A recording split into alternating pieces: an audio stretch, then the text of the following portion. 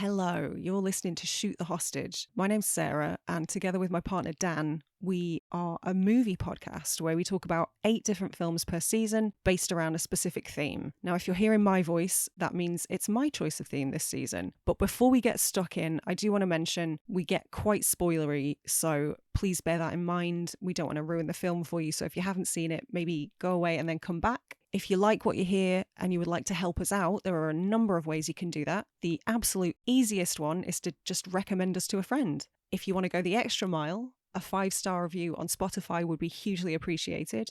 A review on your podcast player of choice would also be hugely helpful. And if you really, really want to help us, we've got a Patreon, which is £3 a month, and you get access to a ton of extra content in the form of reviews of new cinema releases, new streaming releases. You get to see the lineup of the season ahead of time, and we do a wrap show at the end of every season. But all of that aside, I just want to say thank you for listening, and let's get stuck in.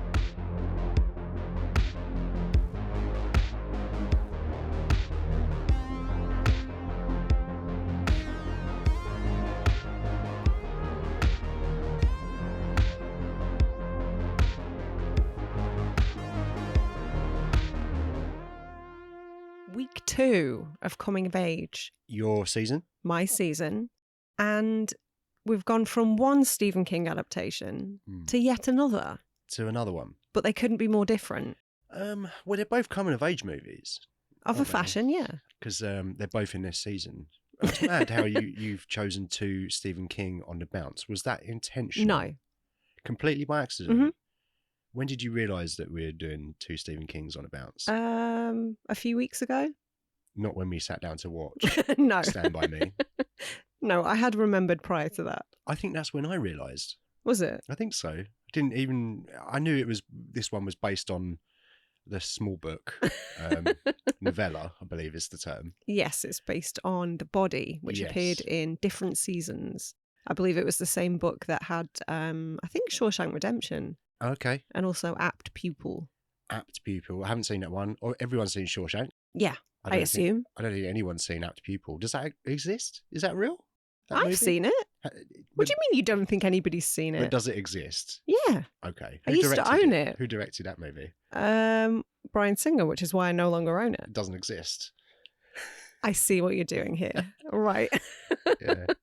I imagine there's quite a few people that wish it didn't. I'm sure. Listen, I haven't seen it. I'm not going to crap on that movie. A ton of people worked on it. But Singer's got that documentary, hasn't he, that he's been working on. I don't know. Can't wait. I was just about to go, I don't want to talk about Bryan Singer, and then immediately went into talking about Bryan Singer. Yeah. Yeah, that's bizarre. Let's save that for another show, shall we? Yeah, let's save it for our Bryan Singer season. Never going to happen. Never. Before we get too far ahead of ourselves, I would just like to apologise. If I sound a little bit weird, it's because there we go. It's because I've just had a filling replaced. Yeah. And half of my face is currently numb. Oh, great. Well, I didn't notice any difference. Oh, cool. I kind of look like I've had a stroke. Do you? A little bit, yeah. And I can't feel any of my tongue. So talking is actually quite a challenge. It's luckily we don't have to sit down and do a podcast then. Well, I didn't notice.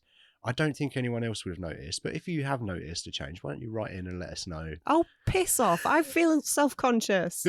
How dare you? You sound great. Cool. So Stephen King then, one step hen King. Is he a PH or a V guy? He's a PH. He's a PH guy, is he? Yeah.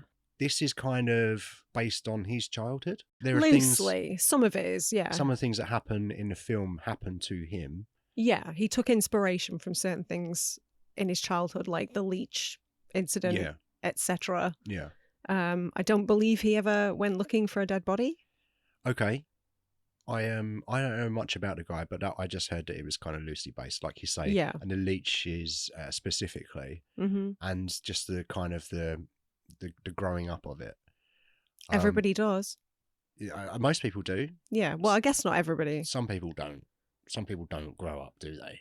Some people are children forever. Yeah. I thought you were going to get really dark there. We chose to go a different way with it. Congratulations. Yeah, this is kind of considered one of the all-time great coming-of-age movies, isn't it? I think it's I think it's the greatest movie ever made, isn't it? But it is considered like one of the defining coming of age movies. I've done a lot of research for this. I said I wouldn't, but I have.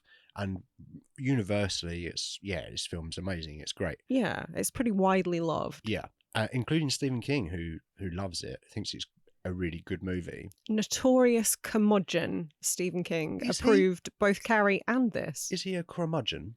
I know that I'm casting aspersions needlessly. He seems like a decent bloke, actually. Okay. But yeah, he's been quite vocal about the adaptations he doesn't care for. I know that. I'm aware of The Shining. Yeah, Kubrick was not on his Christmas list. Yeah, I know that he's not a fan of that movie. But I don't really know where he stands on everything. What's Stephen King's opinion on the Tommyknockers, for example? Oh, you'd have to ask him. I imagine probably much the same as everybody else who had to sit down and watch that absolute cack fest. That was better than The Langoliers, though, wasn't it? No. Was it not? On a par, probably. I saw all of those once when they aired in the 90s.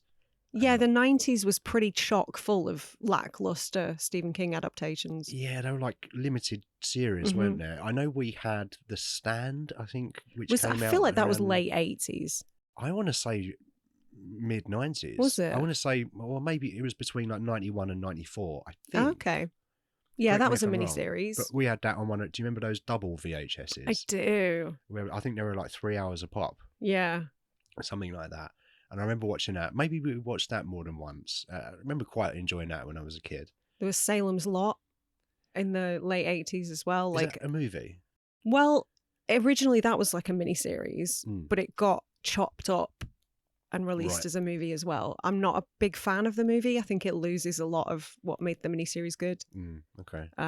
When this show goes out, we may have seen the reboot of Salem's Lot, so there might be a review on Patreon. Who knows? We did see a trailer for that, didn't we? Yeah, it looks promising. But in terms of Stephen King adaptations, where do you stand generally? I stand by me. It's a terrible joke. Where do I stand on Stephen King adaptations? Yeah, because... What's my favourite Stephen King adaptation? Yeah, let's go with that. I don't have any strong feelings when it comes to Stephen King. I've read one of his books. Not a huge reader, but I do read some bits and bobs. Which one? Pet Sematary. Oh, it's the only yeah. one that I've read. I read that like 4 years ago or something. Sometimes dead is better. Yeah, especially when it comes to rebooting that movie franchise. Like, just stop it. Yeah, I liked the book. It was good. That's what I think about Stephen King. It's good, right? I read a book. It was good. It's all right, isn't it? But in terms of adaptations, I'm definitely more aware of his adaptations. And there's been so many. Like, well, he's such a prolific writer. If I had to guess, there must be like 100 adaptations, right?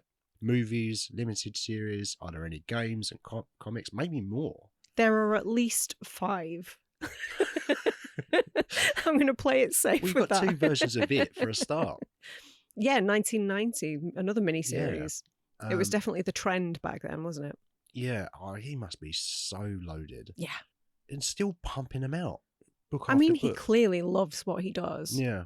And he's very vocal in terms of endorsing other people's work as well. Yeah. Like on Twitter, if he likes something, he'll always give it a shout out, which great. Seems like, I don't know, seems like a good bloke. Yeah, I think if you reach a certain level like that, I think it's your responsibility to hold the ladder down for others, you know? Use your platform to lend a hand. Yeah, why wouldn't you? For sure. So to answer your question, adaptations, I don't have any strong feelings for. I like some of them are fine, some of them are garbage. I think, did you ever see The Dark Tower? I didn't know. That was one I avoided because I did read. They were like it was a series of novellas, wasn't it? I don't know. It's the one thing, sort of project of his at the moment. I'm thinking I might give that a go because it's like 4 inches wide. There's no way I'm ever reading that. It's a daunting length, but it's very good. Yes, I'm sure. Maybe very you can good. Read it to me. Sort of do a story time when I get the feeling back in my face, perhaps. Yeah. So how's Dark Tower? Is that good then? I enjoyed it. Yeah. I read it when it was released, which I want to say was sort of late 90s. Yeah. I think I was just about still in high school when it came out. Right, okay.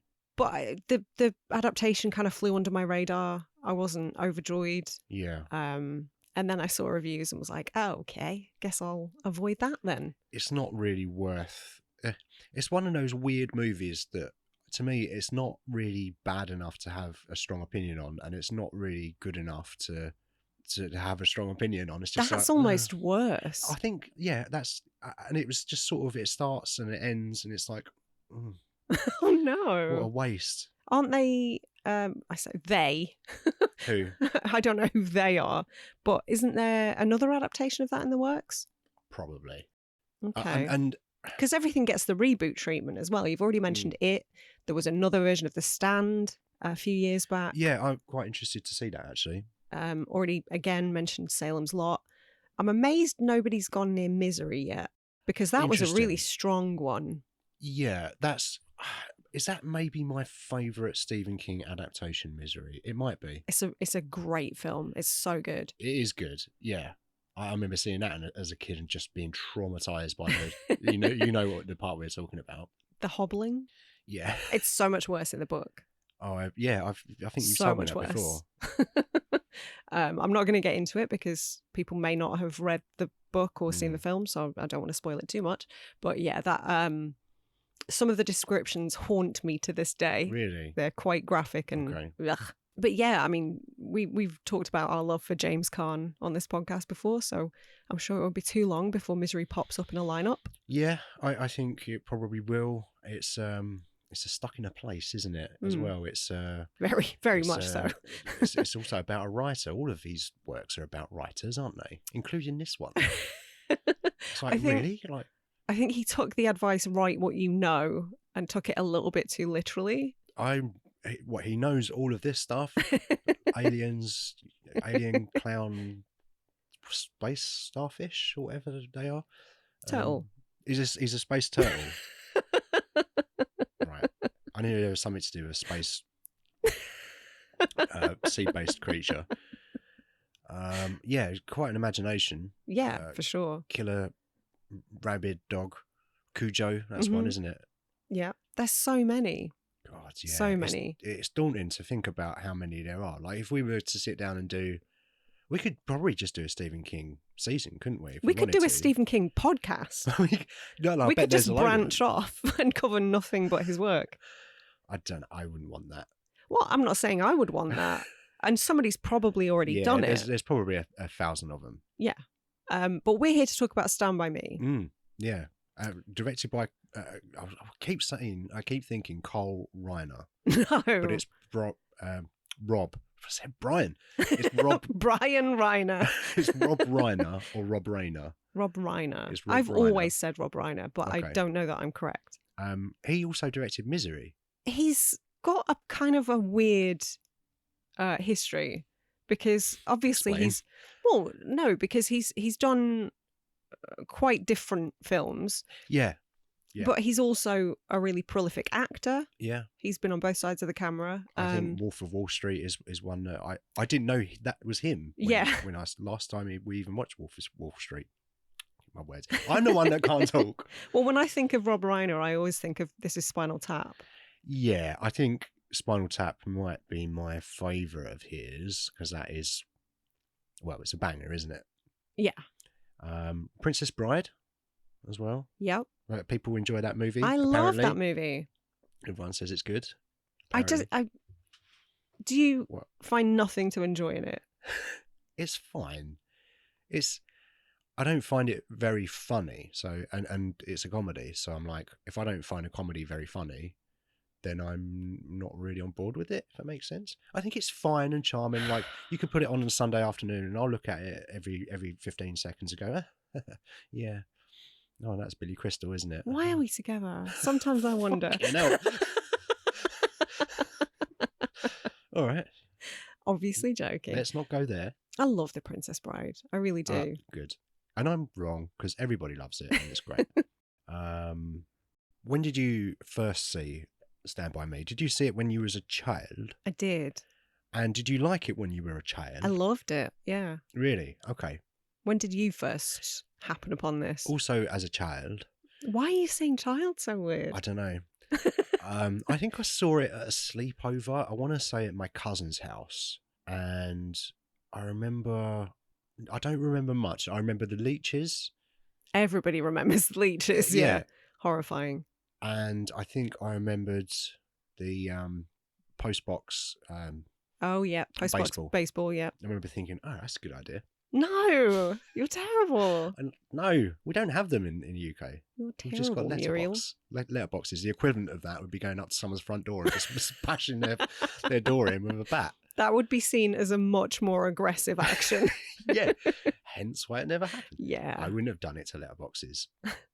Probably. Maybe. But I would regret it now. Yeah, I remembered almost nothing. I didn't love it when I was a kid.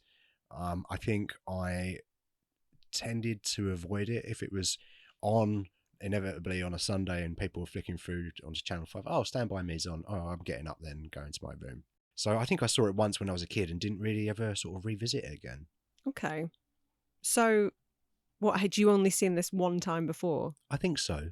Maybe I'd seen scenes and bits and bobs over and over, like I say, when people are flicking through TV and you see, oh, it's that bit with the gun thing. And also it's one of those, and this happens a lot, just one of those movies that just is the coming of age movie that everyone loves, as you mentioned earlier. And so it's just in pop culture. It's like this sort of shining light of coming of age movies that everyone kind of looks to and references, much like the Goonies and, you know, other things like that. And other films starring Corey Feldman. Yes. Yeah, of course. Yeah. So do you think you have a resistance to films that are massive? Kind of like you say, people talk about it a lot, people reference it. Do you think that influences your opinion of it? Makes you like it less? I don't know, probably. I know you hate the Ben E. King song. Yeah. You've been talking about that a lot this last week. I can't bear it. It's just whenever it goes boom, boom, I'm like, oh no, I feel like my ears are going to explode. It's only in the credits. It's not, because there's like instrumental versions of it. Yeah, it's the first fucking thing you hear when the movie starts. It's got the little clarinet. It's going. Yeah, but it's a nice, gentle instrumental version. And then it's backed up by over the top of Richard Dreyfuss looking wistfully into his steering wheel, doing a little wry smile as he looks at children passing him. I'm like, fuck this movie. Oh my God. Wow. Do you hate this film? No. Oh. I do not. Interesting. I really dislike that song. And I don't think it's I think it's just overplayed. I think I've just heard it too much. That happens with me. I can hear it. There's a perfectly good song, but I hear it so much and I just can't hear it again. It just sends me into like a rage and I just can't. Who knew Ben E. King would send you into apoplexy? Yeah. And I have a bit of a resistance to nostalgia and looking back as well and going, oh, wasn't things great? We're children. And I'm just like, no, fuck off. Whereas I have a real fondness for that. Okay. That's where we differ. Yeah, so it's really nostalgic. So I think this review, or our thoughts on this, from where I'm coming from anyway, is I don't love this movie, but I can see what people do love about it, and it's objectively a good film. Like it is well made and it's beautifully shot, and I've got more of a fondness for it now because I have to dig into it and appreciate these things, but it's still not for me. Like I'll never choose to put this on because. So you wouldn't ever watch this outside of podcast purposes? No. Okay. I'm done with it. I figured that, yeah. But I don't dislike it. It just makes me a bit angry and a bit annoyed. So I don't like how I feel. That's such a strange reaction. Maybe that says more about me. Inoffensive, nostalgic film. Maybe that's something I need to dig into. That could be something that I need to look into because, like, I just don't want to look back at the past. Maybe I'm shoveling something down. There could be something there, yeah. Maybe because it is a weird reaction to have to it. It's bizarre that it makes you angry, yeah. Because I'm like, this is a good film. These are great performances. God, it's well shot. Fucking hate this movie. Yeah. It's weird. It's pretty strange. Yeah, it's weird. So it's been interesting the last week or so to sort of try and drill into it and figure that out. But it hadn't occurred to me until just now that I do hate quite a lot of nostalgic stuff. But So you love things like Stranger Things, don't you? That's pure nostalgia bait. Yeah, I suppose you're right. I think the difference is that I do like watching things from when I was a kid, Flight of the Navigator, things like that. And I do like Stranger Things that are referencing different times, and it is nostalgic in that. But what I have a bit of a resistance to is when people are just sort of looking back and going, oh, I loved being a child. It was so good then, wasn't it? And I'm just romanticizing the past and that sort of thing. Like, is it because you equate that with people like boomers who ring into radio shows and whinge about millennials? It could be. Is that what it is? It could be. It could well be. I don't know. We're not going to figure it out. Brexit voters. Yeah. You've made that leap. all of the kids in Stand By Me, if they lived in the UK, would have voted for Brexit, probably. No, they wouldn't. Chris wouldn't. You're defending River Phoenix. Yeah. Just because it's River Phoenix. Yeah. We'll get into that later on. All right. There's something I need to explore there, perhaps, but we're not doing it now because... as we've already established, this isn't therapy. It could be. Maybe we could do that too. Is this how we get a BetterHelp sponsorship?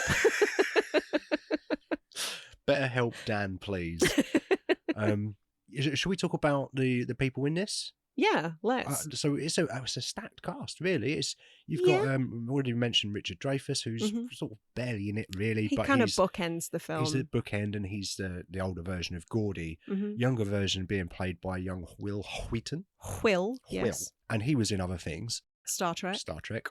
Yeah, and that weird movie we watched where he lives in a telly. Rent a Pal.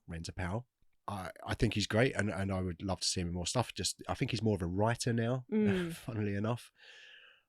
Who else you got? Obviously Corey Feldman, who was in he was on a hot run then, wasn't he? Yeah. You got Gremlins in '84. The Burbs. Of course, The Burbs. How could you forget The Burbs? I love that movie. How dare you? Jim Cummings' favourite movie. Is it? I knew I liked Jim Cummings for a reason. Yeah. Who you got? Very young Jerry O'Connell. Yeah. And one thing that really dates this film is the fact that they keep calling Vern the fat kid. Yeah. This very normal-sized just a regular boy with a slightly chubby face. Yeah. Who grew up to be Jerry O'Connell. Yeah. Maybe the most shredded actor on the planet. Well, probably not. There's not at the moment. No. But I'll love him forever for that Tom Cruise parody that he did. Oh, yeah. Years and years, we should have years watched ago. That. We should have watched that before. That was great. He's great. He's got a really good sense of humour. Yeah, I've seen some interviews with him lately because he's talked a bit recently about not getting so much work anymore. Yeah. And his struggles in the industry. And yeah, he does seem pretty cool. Yeah, he does. He doesn't wear socks with shoes though, so probably a bad guy. That's how you know, isn't it? As long as he's not wearing Crocs, we're fine. Yeah, we discussed this earlier. You can wear Crocs if you're in a medical. Let's not alienate. In the medical field, that's fine, excusable. And of course, River Phoenix. Yeah, who plays Chris. I can't believe how young he is in this movie. And I suppose it applies to all kids really, but the difference between him in this and what's the movie we watched recently at the cinema? My Own Private Idaho. Yeah, the difference in age just looks like a completely different bloke. But just such a talent.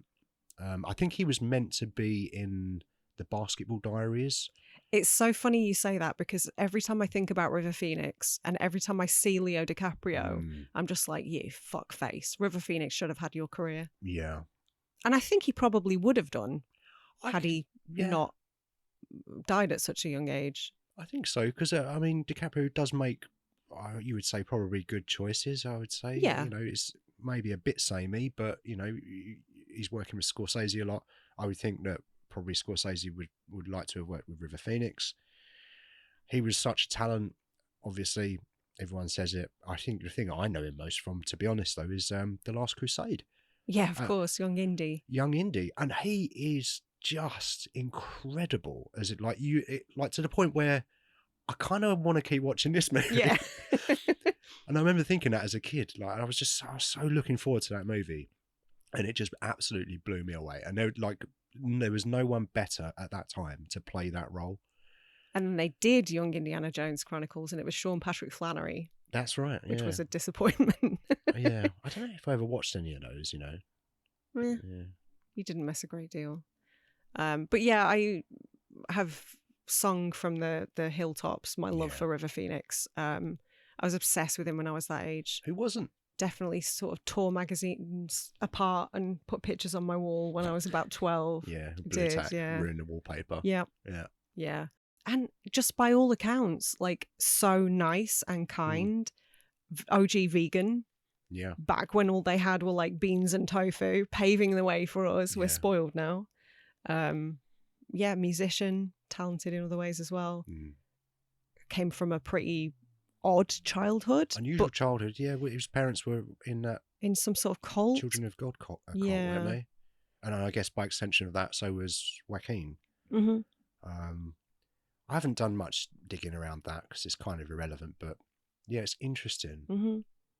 What a tricky, what a difficult childhood that must have been. Mm-hmm. And actually, you know what? All of these kids, I would say, had a rough time, with the exception of Jerry O'Connell, who hasn't spoken much about, abuse and being taken advantage of. It's weird. It wasn't until doing research for this and listening to Wil Wheaton talk, he seems to have a lot of resentment towards his parents. Yeah, he basically has cut all ties with them, and the way he describes it, you can sort of see why. It seems like they were sort of quite abusive, narcissistic.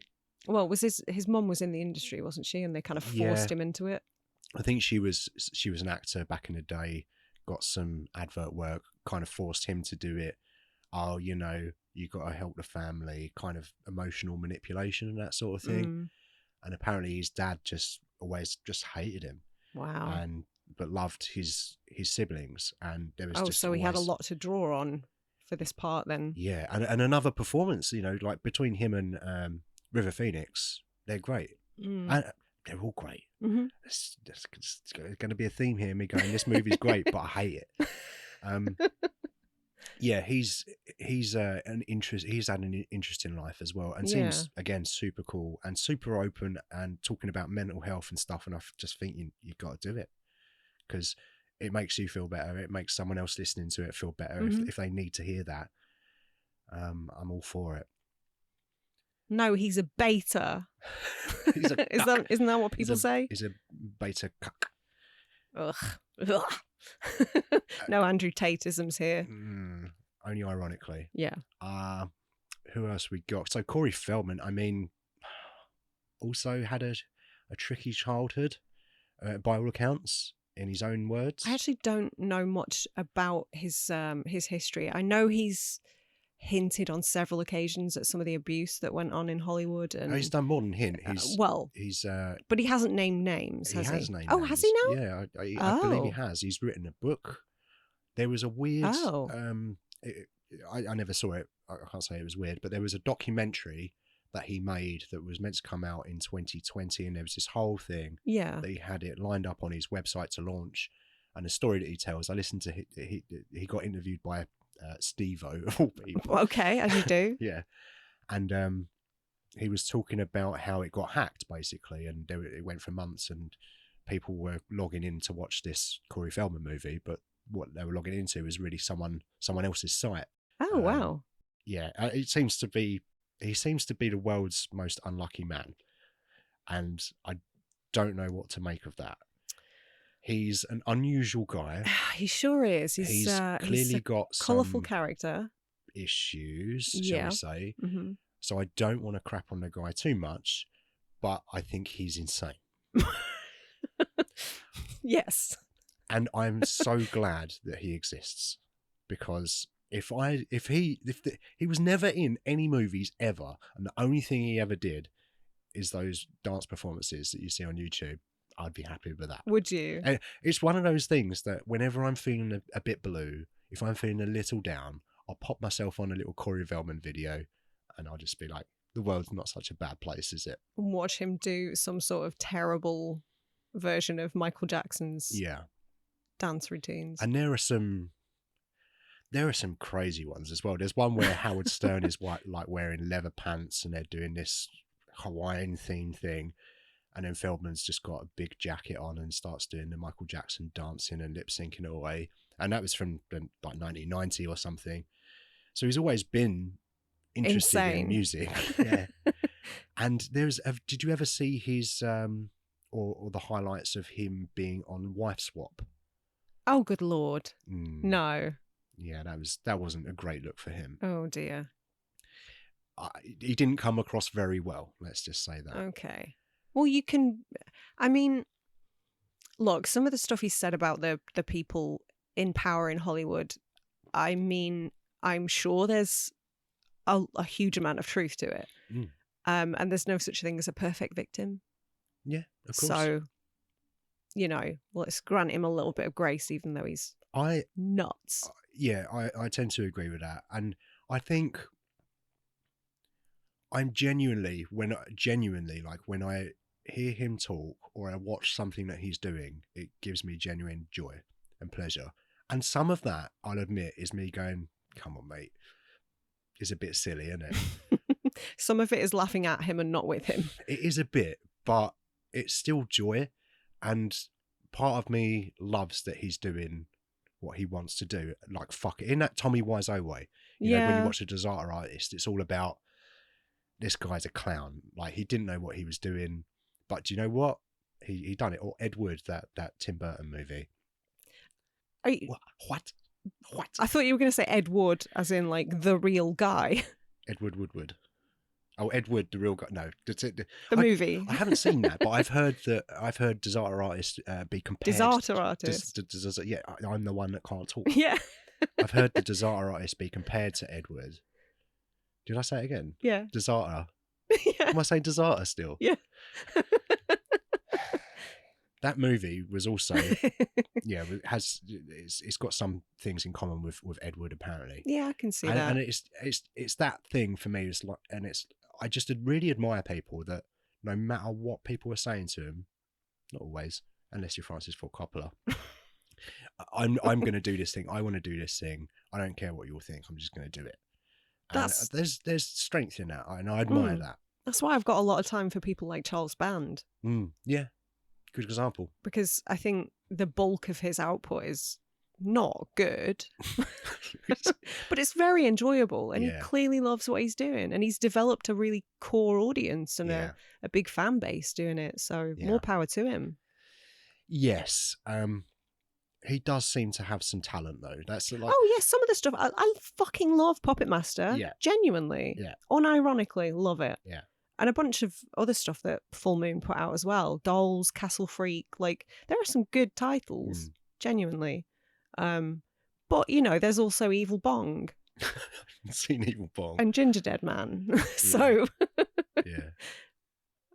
He just does what he wants. I respect it. Yeah, I admire people that just want to have got an idea. And, he could have carried on acting probably. I don't know, maybe he wasn't getting roles. But he's doing it. And whatever it is, he's probably relatively successful, I would say. He's got that name, Feldman. He is kind of a bit of a laughing stock, you would say, probably online and stuff. But people are watching. Yeah. I wonder if they're buying his albums and stuff. Who else is in this movie? Oh, Kiefer Sutherland. Yeah. Was in it. We did a Kiefer Sutherland movie last season with Dark City. Yep. And we'll probably do a bunch more, I'm sure. Mm-hmm. I'm amazed we haven't covered The Lost Boys yet. Well, we've name dropped it a lot, I feel. Yeah, probably. We haven't done a vampires season yet. We will. Yeah. Who else? Bradley Gregg. Who else? This before we get on to Marshall Bell. You know where I'm going. Yeah, I know you. Bradley Gregg. I think Bradley Gregg is the actor that we've covered most of so far, their films. This is our third Bradley Gregg movie. For real? Completely accidentally, yeah. What else? Fire in the Sky. Oh. And Nightmare on Elm Street, Part 3. Dreamweaver. I'm not doing it again. We've done it twice. Well, 3 times it becomes funny again. And you keep doing it.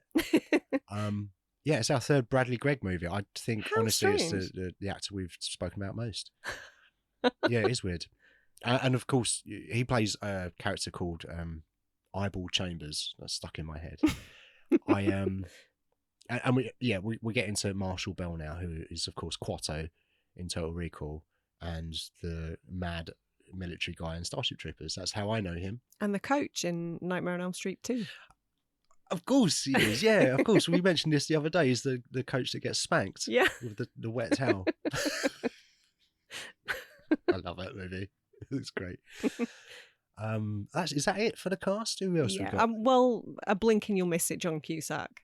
Oh, yeah. I wrote him down, actually. I wrote him down before Marshall Bell. John Cusack. He's in this movie. That's bizarre. I don't think I knew that when we sat down to watch it. I don't think I knew that he was in this. I think it has been because I didn't really. Well, I mean, he's barely in it. He's got 2 scenes.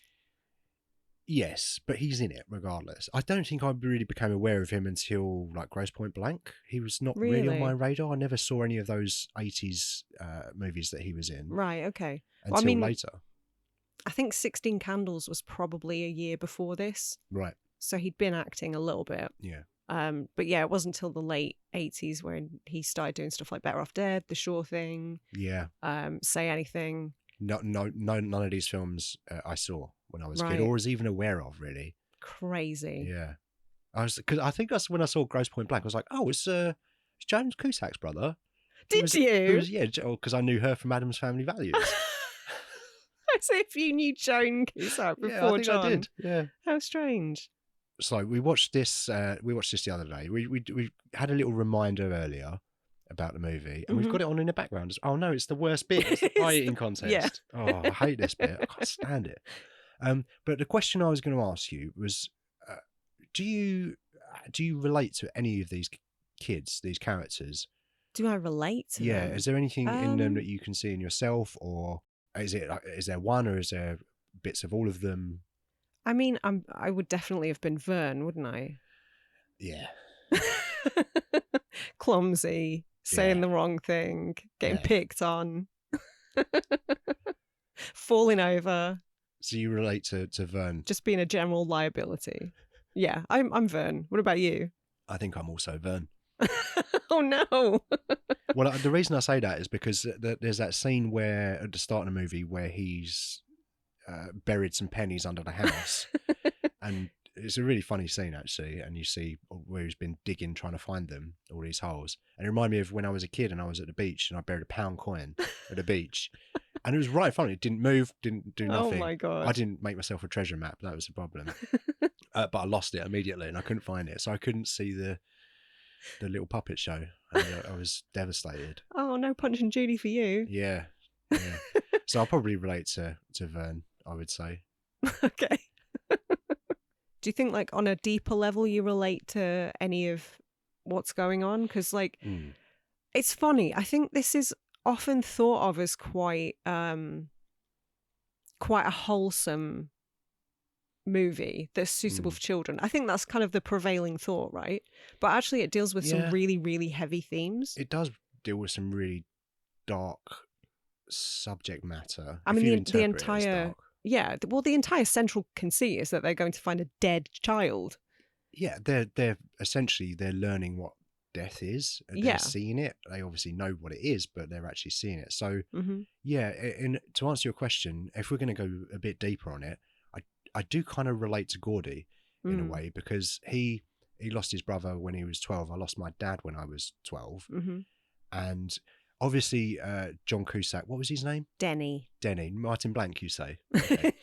So Martin Blank was quite a father figure to Gordy as well. You've got the scenes where Quato is talking to Martin Blank and saying, "Oh, you're so good at football, we'll love you," or baseball, or whatever it was. Sport. You're good at sport. And Gordy's largely ignoring Gordy. Yeah, Gordy's like, I wrote a story. Yeah. And they're like, shut up. Tell me about your balls and your bats, John Cusack. And then he sort of puts his arm around young Gordy and says, be all right. So you get the feeling that he was actually quite a parental figure, someone that he looked up to, and then that was taken away from him. And when you lose someone at that age, you do sort of someone close to you. Mm-hmm. You do sort of lose part of your childhood. It's like suddenly you've got to grow up. You're still a kid. It's fucking weird, but you do lose something, and then you've got other people that are maybe they're also dealing with the grief, and they all do it in their own ways. So it's tricky to navigate that. So on a deeper level, I was going to make some knob gags about burying pound coins at the beach, but you asked me about it. I do actually quite relate to Gordy as well. Yeah, I did wonder because obviously it's a little bit harder for me to relate to because I was never a 12-year-old boy. And I don't know, I guess my version of this would be the movie Now and Then, which was 90s, but very, very similar. Four girls. Yeah. Kind of bookended by them as grown-ups. So yeah, I struggled a little bit to relate to it, and I didn't necessarily deal with grief at that age either. Yeah. So that is such a big proponent to this film, isn't it? I mean, like the coming of age element in Stand By Me is their loss of innocence as they deal with the permanence of death and accepting that. Figuring out what death actually means and how to grieve. Yeah, exactly. Like accepting that is the state of things. But going forward regardless with whatever endeavours you plan on doing. So how about you put your rage for this film to one side and tell me some of your favourite scenes or some of the standouts anyway. I mean, the obvious one is the leech scene. Yeah. Just because that sort of sticks in your head. I like the train track where they're running over the trestle and the train is, from a filmmaking perspective as well, you've got use of long lens, I think rear projection and in studio and body doubles. So there's a few sort of techniques that they use there to quite good effect, I think. So that film sort of stands out to me. Okay. But I definitely wouldn't have crossed that without knowing exactly when that train's coming, exactly how fast that train goes, and calculate how long I've got to cross it. And I wouldn't be fucking walking along. Oh, let's walk along. I'd be legging it. You'll be crawling like Vern. I'll pelt it across that thing. Yeah, I read some stuff about that scene actually. I read a little bit about some of the techniques you talked about. I think the stunt doubles were women with close cropped hair, they said. Right. There were a couple of scenes where it was obvious that they were grown-ups, like some of the shots from further away. Okay. But I'll be honest, it only really became obvious to me on this viewing. I think if you're just watching it as a casual observer, you probably wouldn't necessarily pick up on it. No, and I was watching it the second time I saw it this week with the commentary on by Rob Reiner. He was explaining that they were adults as I was watching it, and I still couldn't see that they were adults. Really? But I have that face thing, but I can't tell. You do have some face blindness disease, yeah. Yeah, and did you hear about Rob Reiner having to yell at them? Yeah, I did get actually. Across? Yeah, because they weren't showing enough fear and emotion. And it had been a really long day, and they were trying to get the shot, and he just kind of lost his rag a little bit. Yeah.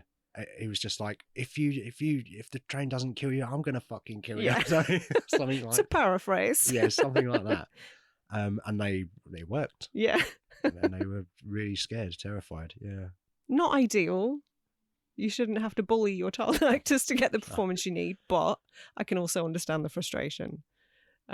Going back to the leech scene, obviously that's kind of the one that sticks in most people's minds because it's so unthinkably gross. I mean, I saw that and I've been afraid of leeches ever since. Like I said, I only saw this movie once when I was a kid, and that's all I can think of. With you. And every time, like, there's an opportunity, it doesn't happen so much these days, but when you're a kid and you go to the forest and people are jumping in the river from the ropes and stuff, like, you always think, I'm not getting in that water. There's no way, because there might be leeches in that. Yeah. I won't get a leech on my dick. Nobody wants that. No, including the leech. I think the leech might want it, but nobody else. I don't think the leech would want it. But I did read somewhere that they kind of discussed this prior to filming and were like, well, we can't really make these four tweens get in a disgusting lake in the middle of the forest.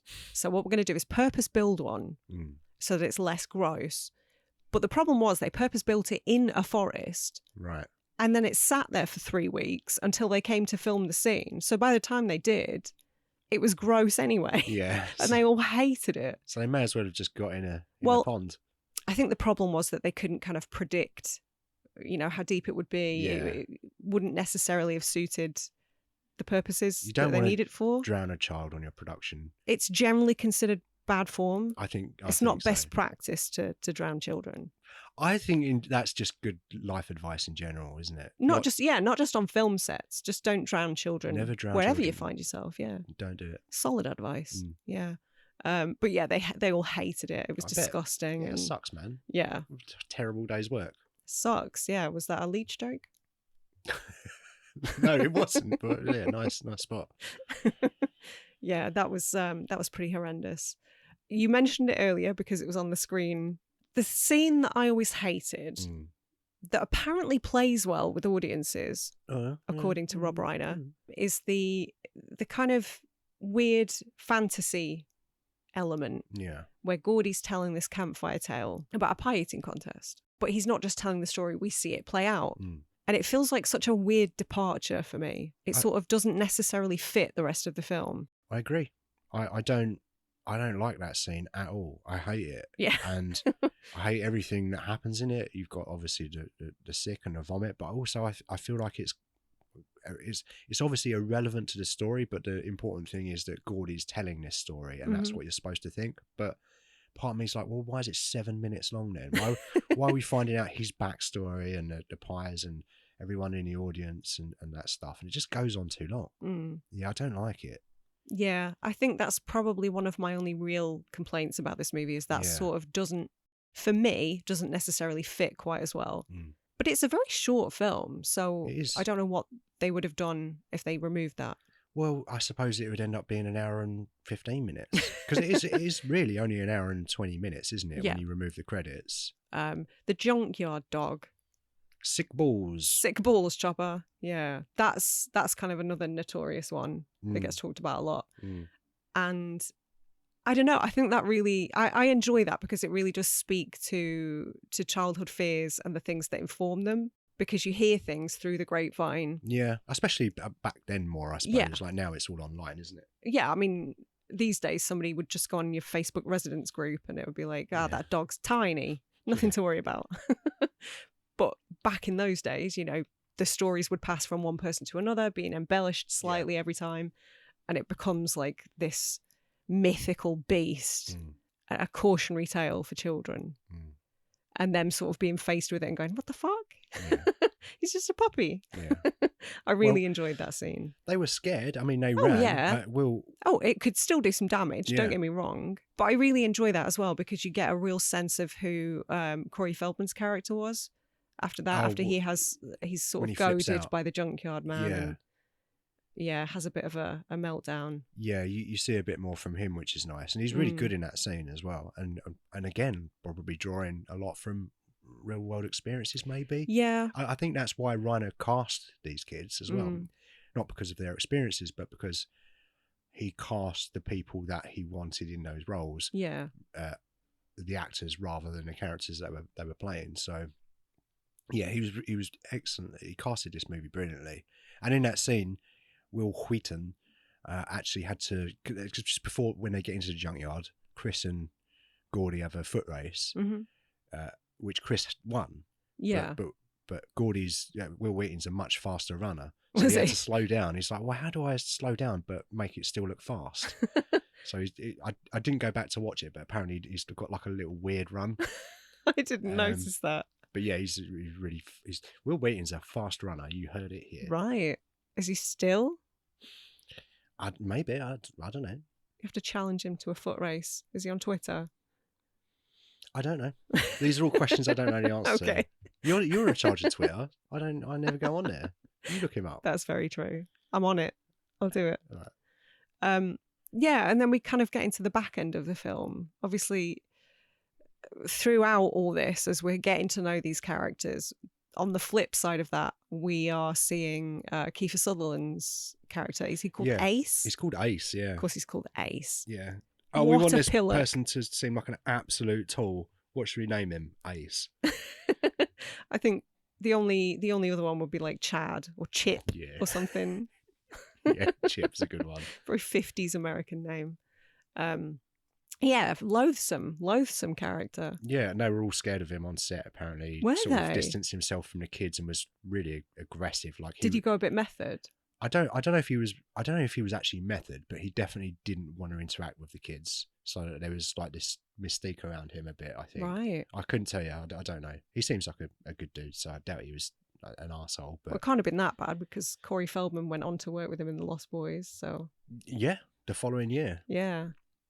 I always think this is 85, but it's Yeah. not. It's 86, isn't it? Yeah, 86. Another 86. Another third 86 movie we've covered also. Yeah. So you kind of get a grasp on who they are, and they're all kind of scummy characters. Yeah, Eyeball Paul. Well, it's Chris's older brother, isn't it? Yeah, Eyeball. yeah, Chambers, Eyeball Chambers, yeah. And I do really enjoy the culmination of the film when they do actually find the body, and both kind of groups meet. Okay. I don't know, what was your take on that? Because their intention was to find the body, and they talk about like, oh, maybe we'll get in the paper, they might pin a medal on you. We'll get in a newspaper. Yeah. Okay. It's not really worth walking 3 days for, is it? Where were their parents? If I went missing for 2-3 days. You could say that in any coming of age movie, can't you? I get that Quarto was distracted, didn't give a shit about Gordy. Yeah. Okay. He's called Quarto now. But oh, there he is. He's on screen now. Yeah, I like it. I like that too. I like that they both groups have got the same kind of idea, right? We'll find this body, we'll be famous. Yeah, it's kind of a race to see who gets there first. It's bizarre, but I do like how Gordy's character, like that's ultimately how he stands up for himself. And that wasn't the way in the book. It was Chris that held the gun. I heard anyway. Yeah. But it was one of those situations where I think Reiner was like, well, no, Gordy's the main character. He's got to be the one to have this development. And he was right. And Stephen King agreed as well. It was one of those situations where he's like, yeah, I wish I'd thought of that. Really? Yeah, apparently. Yeah. Interesting. See, that makes me like him more. Not only does he seem like he, as we said previously, kind of lowers the ladder down for those who are just starting out, but he's not afraid to say, you did it better than I did. Yeah. And that shows real humility. And so few writers are willing to admit sort of, I'm sure. It must be quite difficult, to be honest. You spend ages writing a thing, you probably go over it in your head and again and again and again, and you get to a point where like, yeah, I think this is probably right, I don't know. So when someone comes in and goes, no, don't want that, this will be better, you've got to definitely probably displace your ego a bit and be prepared to accept suggestions and criticism. And a lot of people in the entertainment industry are just basically walking egos, aren't they? So it must be difficult for them to accept that. Yeah, for sure. I will say, to this day, I maintain he was wrong about The Shining, though. I don't think that's controversial. I think most people it's the prevailing opinion for sure. But, I think it's good. You think The Shining is good? I do. Oh, I do think it's good. Pains me. Well, I think it's a masterpiece. It's one of the best films ever made. Anyway, it's pretty good. So the end, we've got the culmination of basically what they've been trying to do this entire time, and even Gordy, in kind of his voiceover, admits that he wasn't sure why he was so determined to find this dead body. Obviously, us as the viewer know it's him sort of trying to come to terms with loss. Specifically the loss of his brother. But yeah, I think that sort of rounds out really nicely. I like the way that plays out. I think it's a good way, because he's sort of front and center, that character Gordy, and as you say, as a viewer, you know that his reasons, even if he doesn't know for doing this, is to maybe say goodbye to his brother. When you're confronted with that grief, you are also thinking about your own mortality. So there's some of that also, like, oh, that's going to happen to all of us as well, and we're going to be just an empty vessel at some point. Just our meat suits are going to fade away. So yeah, he's reconciling a lot in that, and it does tie together quite nicely. But I fucking hate this movie. I'm quite surprised they actually showed the body of a child, because that I feel like that would be controversial these days. People would Probably, kick yeah. up a stink I about don't think that. it was a real corpse. No, Or but maybe it was. I don't. Was it? No, it was a real human, but they were right. playing dead. Were they? Yeah. Oh my God, that person is the most still person I've ever seen. Really? They win Grandma's footsteps every time. I assumed. What's Grandma's footsteps? The game where it's red light, green light from Squid Game, basically. Don't run anywhere. When somebody turns around, you can only like creep up when their back's turned, and then when they turn around, you have to stop like a statue. Right, got you. I think. I just assumed it was like a doll. A doll. No, that was a real like human. Great. I was going to say it was quite convincing. It was quite a convincing corpse. Really good effects work. Yeah. But I guess really who I'm complimenting there is hair and makeup.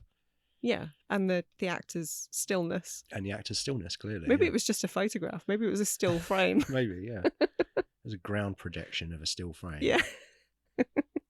But yeah, I remember watching that as a child and being quite shocked. Like, obviously, you know that they're going to find the body, but it's never it's never completely explicitly obvious that they will actually find a dead body. Yeah. So for me, it still came as a shock when I was a kid. I can understand that. So I guess I can relate to them in a certain way because I was unprepared to see a dead body despite that being what the film was about. Yeah. And I think they are sort of a bit shocked and confronted by the reality of it. Yeah. As you would be. Yeah, well, they're going on this adventure and it's fun and it's dangerous and it's different and it's exciting. It was for the other characters, it's probably less about the things that Gordy's going through and more about the sense of adventure and stuff. Yeah. Maybe they've all got their own different reasons. Yeah, and then we obviously at the end of the movie go back to Mr. Dreyfus, who's now a father. And a writer. Of course. Yeah. Question. I was thinking about this. Well, the first thing that I thought about was, is this really a coming of age movie? Because it's Richard Dreyfuss as Gordy remembering what happened. So how much of this is actually true? What's embellished? This is all through his own memory filter. So it's some things are going to be wrong because that's just how memories work. Yeah. And I was thinking, did he really like go through this in the way that he did? Or is he just remembering it? And is there a difference? Like, does it matter? Is it a coming of age movie for the kids? Or is it a coming of age movie for his character? Because I think something that we'll probably talk about quite a lot is that you don't have to be a kid to come of an age. It's just a period of kind of growth. And I wonder if that's really older Gordy or younger Gordy, or maybe both.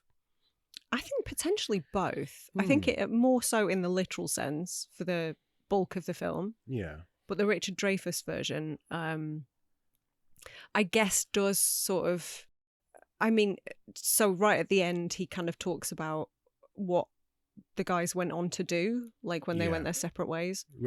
Like he does that voiceover while the kids are leaving each other as well, and that's done. That's quite well. Like it's bordering on cheesy, but it's just the right side of poignant, I think. Yes, and I hate to say it, but all the more effective because of the loss of River Phoenix. Like, I imagine watching him that disappear hits people hard. Yeah, it's heart-rending.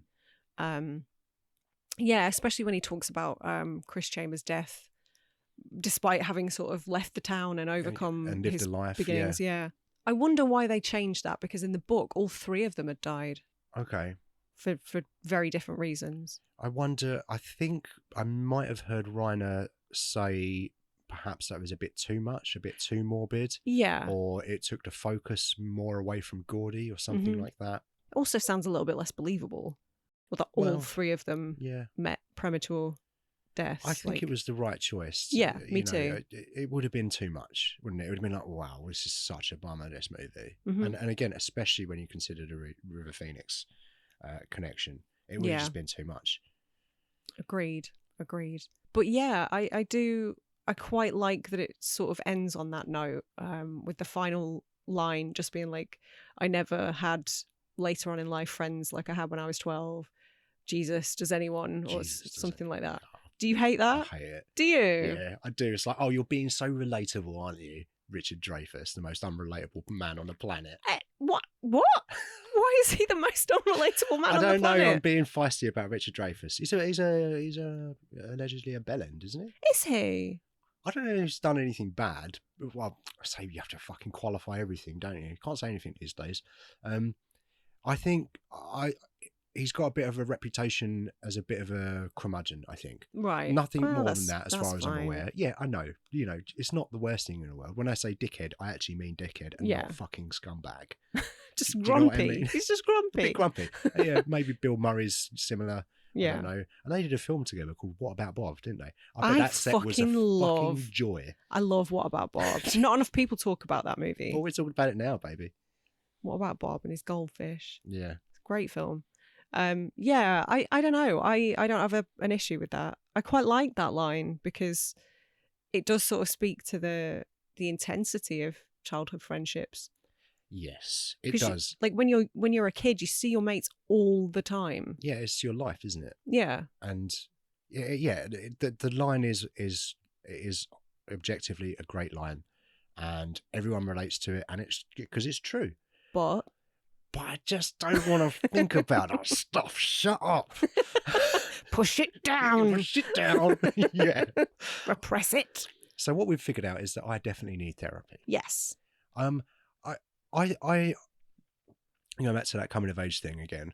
The Richard Dreyfuss version of Gordy, is he coming of age in that moment as well? Because his kids come in and say, "Come on, Dad, you bellend, we've been waiting for ages." And he says, "I'll be there shortly, be there in half an hour," whatever. And they said, "You said that half an hour ago." And he sort of laughs and looks at them. And it's sort of like a thing like, "Oh yeah, they're right, I am being a bit distant or whatever." So is he also going, "I remember what it's like to be that age, I'm going to do better and be there for my kids"? So is he also growing into parenthood a bit more as well? I think so. I think through writing the novel, getting it out on the page, it sort of made him realise he doesn't want to be like his own absent father.